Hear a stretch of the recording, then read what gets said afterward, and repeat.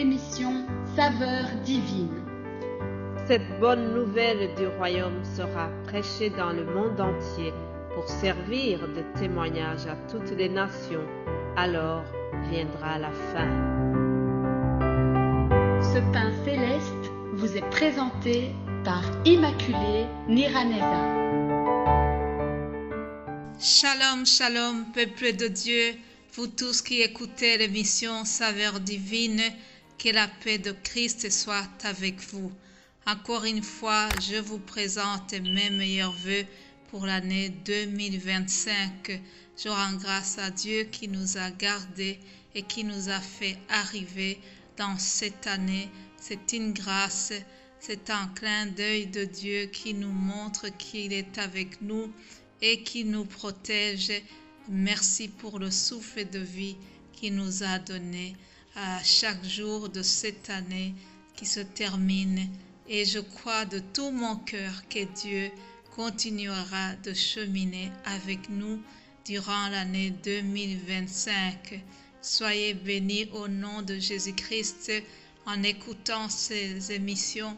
Je remercie Dieu pour beaucoup de gens qui me font des retours en disant « Ah, j'écoute ce que tu nous partages quand je suis dans le bus, j'écoute ton audio et ça m'édifie. Chaque semaine, il y a un thème différent. » Alors, chers amis, vraiment que toute la gloire revienne à notre Dieu. Je suis reconnaissante. Je bénis le Seigneur si cela vous édifie. Alors, vous savez que cette semaine, nous parlerons de la prospérité spirituelle. Je souhaite vraiment que dans Saveurs divines, vous les internautes et vous qui suivez dans différents groupes WhatsApp, je vous invite cette année à faire un pas de plus. C'est ça aussi la prospérité spirituelle.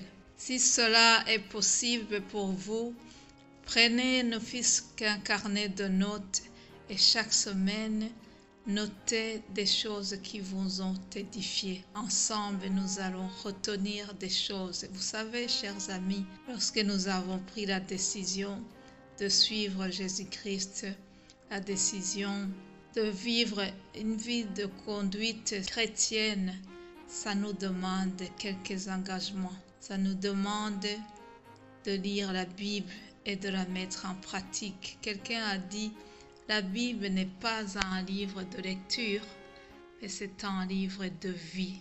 Je souhaite vraiment que pour l'année 2025, vous tous qui êtes édifiés par nos émissions, que nous puissions mettre ce livre dans la vie pratique de tous les jours. Alors cette semaine, je voudrais que nous puissions parler du pardon. La prospérité spirituelle passe aussi par le pardon. Je sais que c'est un thème qui est parfois compliqué, mais nous allons essayer cette semaine de parler du pardon et je sais que le Saint-Esprit va nous aider. Jésus est notre modèle de pardon. Jésus a souffert, il a versé son sang pour que nous soyons libérés, pour que nous soyons pardonnés. La lettre de condamnation qui pesait sur nous a été annulée grâce à l'œuvre de Jésus.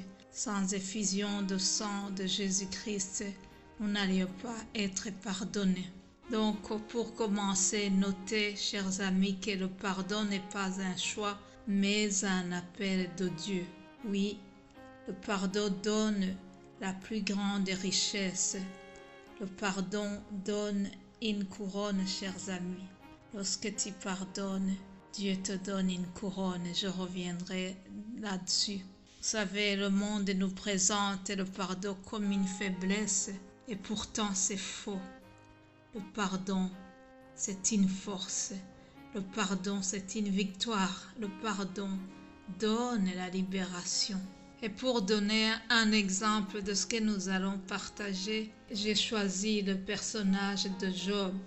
Job que nous trouvons dans la Bible. Job, c'est quelqu'un qui était vraiment riche à son époque.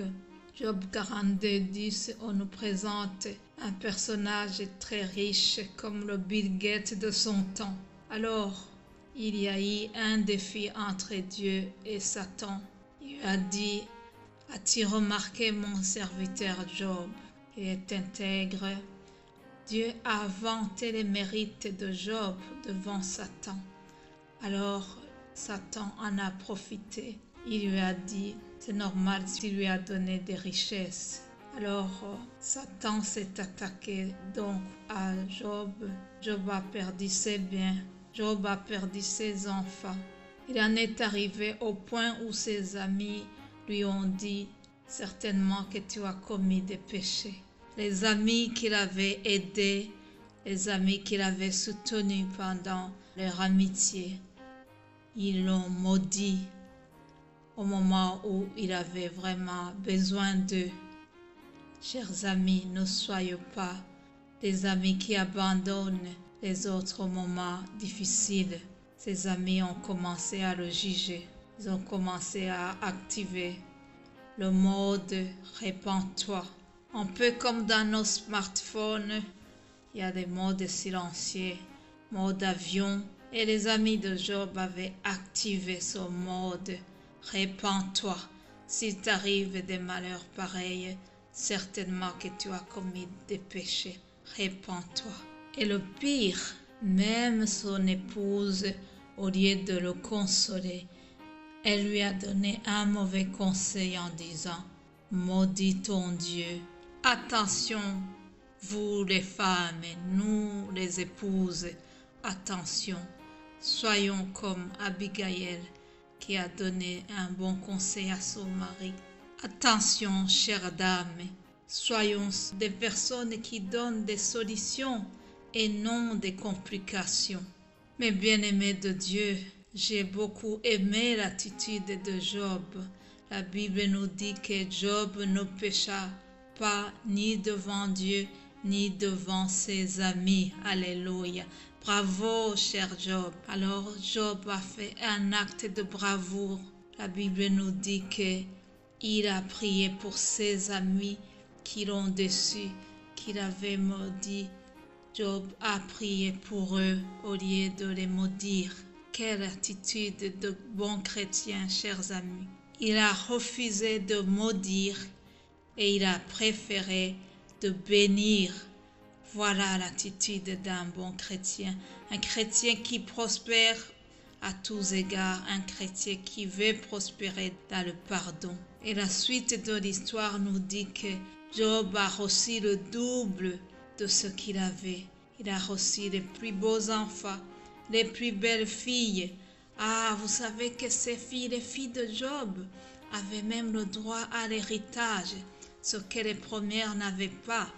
Les dernières filles de Job étaient des filles émancipées, des filles qui avaient droit à l'héritage, contrairement aux autres. Mon frère, ma sœur, cher internaute qui nous suit sur YouTube, je vais terminer ce message en t'exhortant.